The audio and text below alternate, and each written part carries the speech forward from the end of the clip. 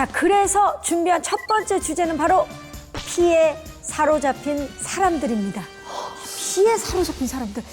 피가 인류 역사에도 많은 영향을 끼쳤죠. 우리가 평소에 사용하는 말만 보더라도 우리가 피와 얼마나 가까이 지내고 있는지를 알 수가 있어요. 뭐 예를 들어서 전쟁사 이야기를 할 때 우리가 보통 뭐라고 이야기를 하느냐? 피로 쓰인 역사라고 이야기를 하잖아요. 그리고 또 심혈을 기울인다라고 이야기를 하기도 하고, 또 내가 예술 쪽에 재능이 있다라고 하면 예술가의 피가 흐른다. 피가 흐른다라고 이야기를 하게 하잖아요. 진짜 무심코 썼던 말인데 생각해보니까 피와 얽힌 표현들이 진짜 많네요. 그만큼 피에 대한 역사가 엄청 길다는 얘기군요. 그렇죠. 사실 이 혈액 자체가 인간의 목숨 그리고 이제 건강하고 관련이 있다라는 사실을 정확하게 알게 된 게 그렇게 오래되지는 않습니다. 이게 17세기 의사였던 합이라고 하는 의사가 혈액이 몸속에서 순환을 하고 있다라는 사실을 밝혀내기 이전까지만 하더라도 혈액이 어떤 역할을 하고 있는지 전혀 몰랐던 겁니다. 그러다 보니 이로 인해서 생사람을 잡는 경우들이 있었거든요. 작품 한번 함께 보시죠. 르네상스를 대표하는 작품 가운데 하나이기도 하고요. 아테네 학당이라고 불리우는데요. 르네상스 3대 거장 가운데 막내라고 불리우는 라파엘로의 작품입니다. 미켈란젤로와 다빈치와 더불어 너무나도 위대한 거장이고 고전주의 화가들 가운데 그림을 가장 잘 그렸던 화가라도 평가를 받고 있잖아요. 그런데 안타깝게도 이 남자가 단명했습니다. 37살 때 세상을 떠나게 되었거든요. 아니 500년 전이니까 뭐 평균 수명 아니야라고 생각하실 수도 있는데요. 레오나르도 다빈치 67살까지 살았고요.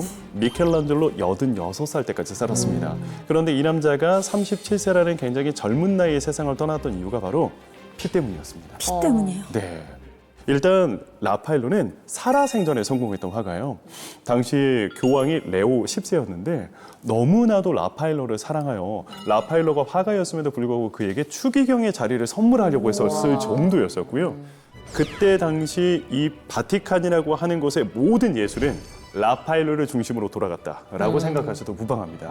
그 정도로 사랑을 받고 있는 화가이다 보니 일이 좀 많았어요. 그리고 좀 무리도 좀 많이 했고. 그리고 라파엘로가 특징이 한 가지가 더 있는데요. 너무나도 잘생겼다. 네. 그러다 보니 이 라파엘로가 또 여인을 멀리 하지는 않았거든요. 멀리 하죠. 그 바쁜 와중에 애인 만나서 사랑 나누고 다시 이제 귀가를 하다 보니까 좀 새벽녘 이렇게 쌀쌀한 시간대에 좀 많이 이렇게 돌아왔던 것 같아요. 그러다 보니 폐렴에 좀 걸렸던 게 아닌가라고 현재 추정을 하고 있는데, 이때 당시 의사들은 사체액소를 믿었던 사람들입니다. 고대에는 인체가 혈액, 점액, 황담즙, 흑담즙 이렇게 4가지의 액체로 구성이 되어 있다고 믿었었고 뭐가 하나 과하거나 부족하면 이 몸이 아플 수 있다는 거였거든요. 열이 많다라는 것은 혈액이 많은 거야. 그래서 멀쩡한 라파엘로의 정맥을 칼로 그어버립니다. 그리고 피를 뽑아내기 시작해요. 처음에는 라파엘로가 세상을 떠났을 당시에 고열을 앓다가 죽다 보니 이 남자 평소에 사랑 많이 해서 매독 걸린 거 아니야? 야, 가만히 보니까 라파엘로 고열 난다고 그 치료한다고 피 뽑았잖아. 그 피 뽑아서 죽은 거 아니야? 라는 연구 결과가 지금 최근에 들어서 밝혀지고 있는 상황입니다. 그때 당시 라파엘로가 피만 뽑히지 않았더라도 더 많은 위대한 걸작을 우리에게 남겨줄 수 있었을 텐데, 아니 이야기를 듣다 보니까 그냥 라파엘로는 그냥 잘 먹고 잘 쉬면 괜찮았을 수도 있겠다라는 생각이 들어요. 뜨거운 국물 같은 거 좀 먹고 그랬어야 된다. 나 너무 속상한데.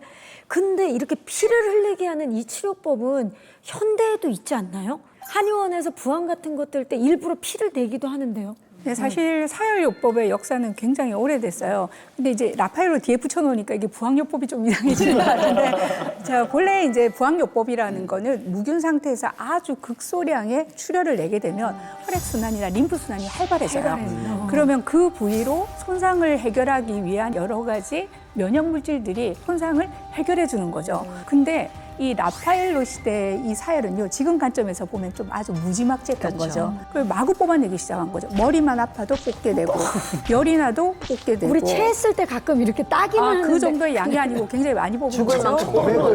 네, 거기에다가 히스테리라든가 어떤 정신질환에 걸려도 피를 사혈요법을 계속 뽑기 시작했어요. 그러니까 아마 이 사혈요법 때문에 죽은 사람들이 굉장히 많았고, 자, 또 하나의 문제는 지금과 같은 위생 상태가 아니었단 말이에요. 그럼 출혈을 낼 때 감염이 되는데 이 혈액에 감염이 일어나면 자, 폐혈증이라는 지금도 어마어마한 병이거든요. 그러니까 사망률이 굉장히 높게 되고 마지막 문제는 패스트 같은 질환도요. 이런 문제 때문에 생겼다고도 하는 설도 있어요.